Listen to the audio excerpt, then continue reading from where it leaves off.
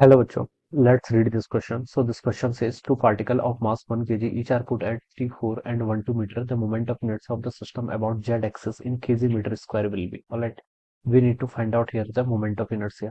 So we can write down the key concept of this question. इस question का key concept यहाँ से हम क्या लिख सकते हैं? Moment of inertia calculate करके बताना है हमें. क्या बताना है? Moment of inertia. बच्चों देखिए मोमेंट ऑफ इनर्शिया को हम कैसे डिफाइन करते हैं।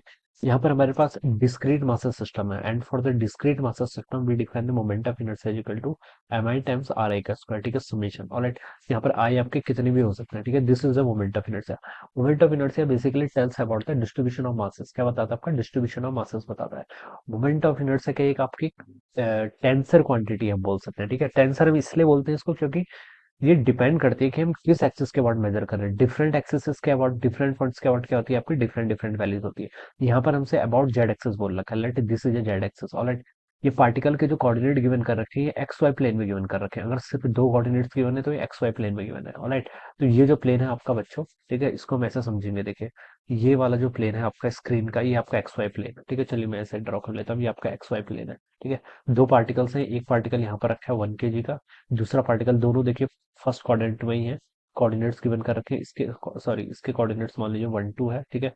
3 4 और ऊपर होगा, लेकिन चलिए हम खाली रिप्रेजेंट कर रहे हैं यहाँ पर सिमेट्रिकली, इस तरीके से हो जाएगा, ठीक है। जेड एक्सिस ये वाली होगी, ठीक है, this is the Z axis.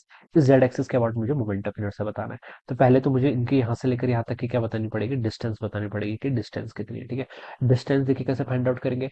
अब हमें distance perpendicular to Z axis बतानी है, ठीक है। तो देखिए ये कोऑर्डिनेट्स आपके 1 2 गिवन कर रखे हैं, ठीक है। तो ये डिस्टेंस में यहाँ से निकाल सकता हूँ। देखिए डिस्टेंस कितनी होती है, अंडर रूट ऑफ एक्स का स्क्वायर प्लस वाई का स्क्वायर, ठीक है।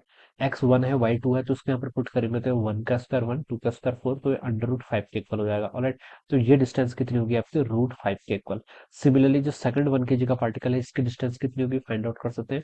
अंडर रूट ऑफ 3 का स्क्वायर 9 प्लस 4 का square 16, that is equal to 5।